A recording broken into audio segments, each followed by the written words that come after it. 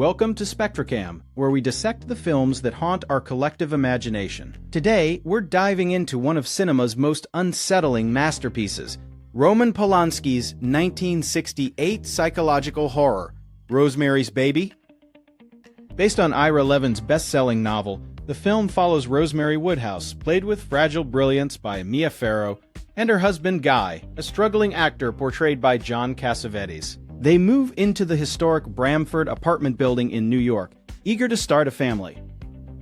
But almost immediately, Rosemary's dream turns into a waking nightmare. Their elderly neighbors, Minnie and Roman Castevet, played by Ruth Gordon and Sidney Blackmer, are overly friendly to the point of intrusion.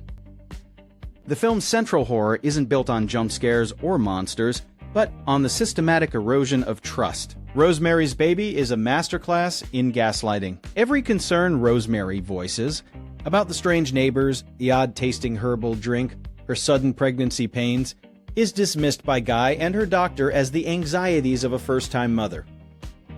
Polanski, directing his first American film, uses the camera to trap us in Rosemary's perspective. Cinematographer William Fraker employs a claustrophobic, almost documentary-like style within the apartment. The famous dream sequence is a surreal, disorienting break from this realism, making us question, just like Rosemary, what is real and what is nightmare?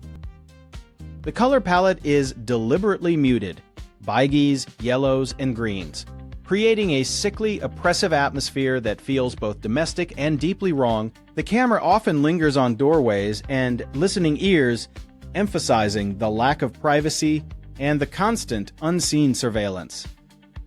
Thematically, the film taps into profound fears surrounding pregnancy and motherhood. Rosemary's body becomes a battleground, no longer her own. Her agency is stripped away by a conspiracy of doctors, neighbors, and most devastatingly, her own husband, who has secretly pledged her unborn child to a satanic cult in exchange for career success.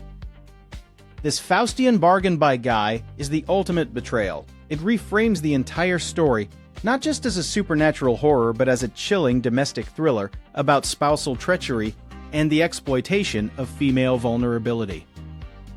The film's infamous ending remains one of cinema's most debated. After giving birth, Rosemary discovers the truth and is led to her child, the infant Antichrist. In a moment of shattered maternal instinct, she rocks the cradle, accepting her role as the mother of evil. Is this a moment of tragic defeat, or a twisted form of empowerment? She has finally found the truth and her child, but at the cost of her soul and the world's future. Polanski offers no easy answers, leaving the horror to linger long after the credits roll.